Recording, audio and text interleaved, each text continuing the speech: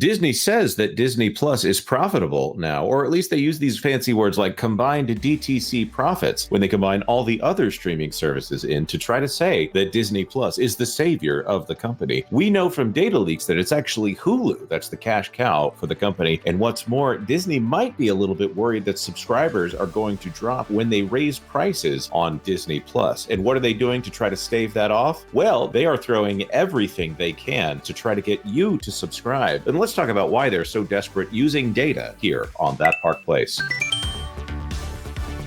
Hello, I'm Jonas Campbell. I am an investigative reporter for That Park Place, and here with me are two friends. One of them is Culture Casino, and one of them is Vash Sky. Welcome, guys. Hey, thanks for having me again. Thanks for having us. So glad that y'all made it.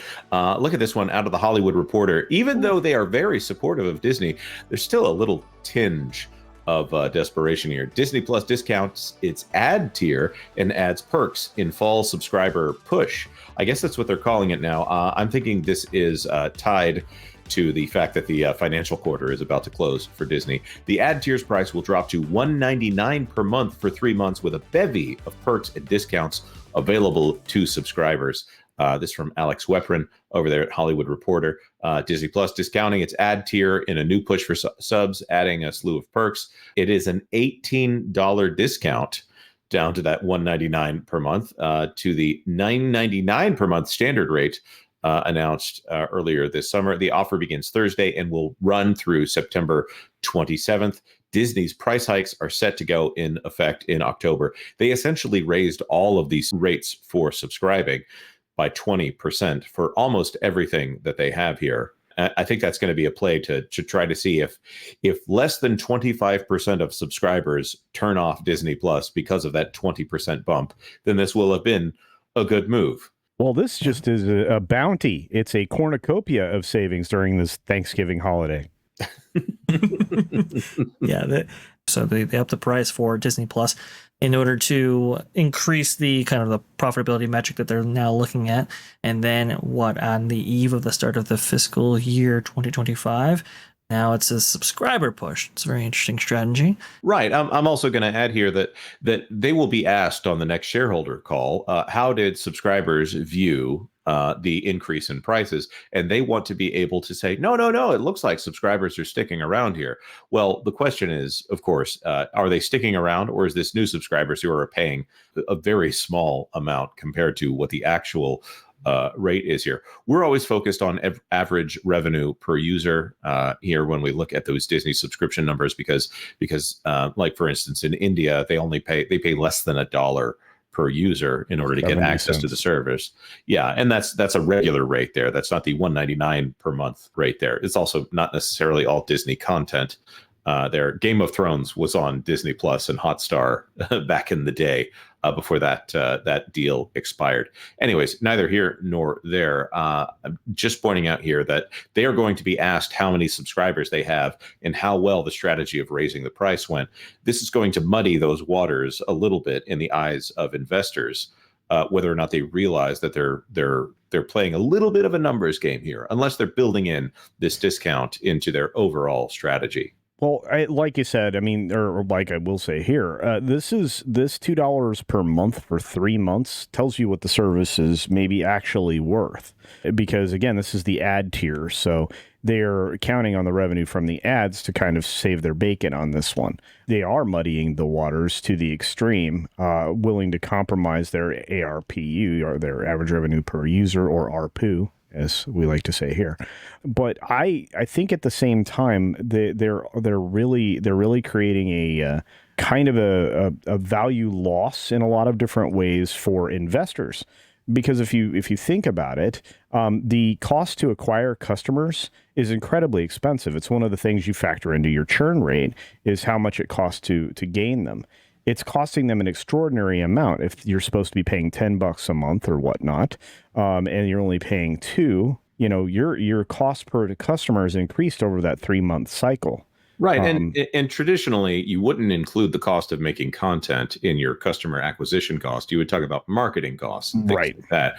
But for Disney Plus, that has represented things like here's the list here. The marketing campaign, which rolled out overnight, fascinating, calls it a blockbuster offer connected to the release of shows like Wizards Beyond Waverly Place and Agatha All Along, as well as the Disney Plus debut of, Inside Out 2, and going to Variety for this part. Inside Out 2 sets Disney Plus streaming date. Disney has made its money off of this one. This was the highest grossing animated film of all time. It finally beat out The Lion King. That's the 2019 Lion King, the lesser Lion King here. That will be hitting the service on September 25th. So they're going to be talking about, if the subscriber numbers go up, they're going to be bragging about this. And of course, Agatha All Along, which based off of what we're seeing from Marvel and Star Wars right now, I'm going to say my personal expectations are actually pretty low for Agatha All Along. It's not going to stop us from reviewing it over there on the WDW Pro channel every Wednesday night in a live stream. Heaven help us.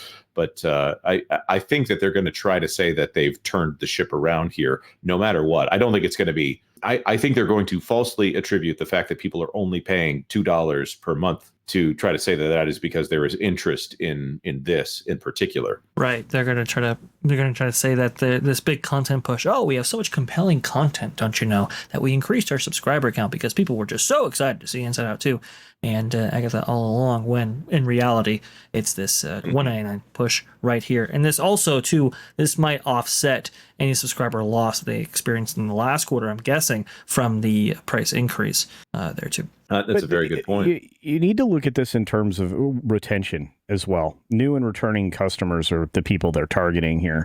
And the problem is retention is going to be an issue. If you acquire these customers at a steep discount, let's say $8 of discount per month, 8 times 3 is 24, I think. And if that's the case, then this is costing them what they should be earning. $24 is customer acquisition worth that steep a discount, and will they be able to retain? Retention and average revenue per user was under $8 for Disney Plus in particular, and that's not counting for the fact that Hulu is a separate streaming service out there in the UK. Disney Plus numbers are combined with Hulu numbers, or that content is combined with Disney Plus. So Disney Plus, with the name Disney attached to it, actually makes less money overseas than it does here by a significant margin. They're also throwing in a bunch of perks here: a Disney Cruise Line sweepstakes, a bundle of digital comics, 15% discount off of Funko and Loungefly, emojis in Emoji Blitz, a skin for the new Star Wars Outlaws game, which if you want to understand how that's going, you can go check us out on That Game Place, and early access to Agatha All Along merchandise at the Disney Store. There you go. Wasn't Iger personally invested in Funko? I think you're right on that one. Now, I did say we'd have some hard data to bring in here, so let's go over to Nielsen. They are the first name in ratings right now. So if we look, Prison Break right now is tearing up the charts over there. It is technically Hulu and Netflix, but again, this is for Disney Plus. It's Netflix that is driving most of this. Right here, Netflix, Bluey, which is on Disney Plus. We've heard that this drives 30% of all television viewing on Disney Plus. This right here. So Bluey would represent 30%, maybe the vintage catalog 30%, and then in these Disney Plus originals are supposed to be driving the other 30%. But if we go over here and look at the originals catalog, Disney Plus does not enter into it in any way. They spend $200 million on some of these shows, maybe more, depending on how the figures for Andor are calculated, and they can't even break into the top 10 here. Yeah, it's extraordinary. I was actually looking at a compilation of 90s television shows, and it was astounding to me to view how many of them are still on repeat via some of these, lesser streaming services and so forth. And you just think about the costs associated with producing those back in the day versus the costs now. I mean, that those customer acquisition costs and those related marketing costs and so forth, it's a very expensive venture for the Walt Disney Company, which is why probably the shareholders are most interested in the profitability of this segment, given the amount, the costs incurred. Maybe perhaps the start of the fiscal year 2025 will look good on a subscriber count, but man, the ARPU has to improve. And aren't they using now two metrics, both wholesale and retail ARPU for Disney Plus? Because obviously you have Charter Spectrum getting it free. Maybe that happens with DirecTV and so forth. Is that right? I haven't seen them break them out in that way, but I have seen them do some interesting things as far as trying to say that it's profitable. Like Disney Plus and Hulu together right now, not profitable for the company, still not profitable despite the many billions, tens of billions, perhaps 100 billion that they have spent trying to make streaming work there. ESPN Plus is the only thing that brought them this quarter into profitability. I just want to point out here, if we talk about Star Wars, Marvel, and Pixar, and all of the brands that Disney owns right now, and how they're supposed to be in everyone's consciousness, I'm looking at this and I'm seeing all the things that are currently beating them in viewership, in attention on these streaming services right now. The Umbrella Academy, you could have a debate on the street about how relevant that show is. American Murder, Lacey Peterson, Emily in Paris, Love is Blind, UK, the Love Island, The Boys, Futurama. Futurama is a Disney brand, by the way, because they own it on Hulu, but this is also a long-running television show. So I'm not sure if they're counting only the original episodes. Evil SEAL Team, and Star Wars is currently being beaten out at the very bottom by at least the Blue Ribbon Baking Championship over there at Netflix, which only has 9 episodes on it. This is it's creative mismanagement, is I would say, considering how much interest there is in Star Wars and Disney and Pixar and all of these brands on YouTube, where people can just talk about them as much as they want. I wonder if Disney realizes the only reason their brands are continuing to have relevance is that people are still talking about them, the people that have nothing to do with the production of it.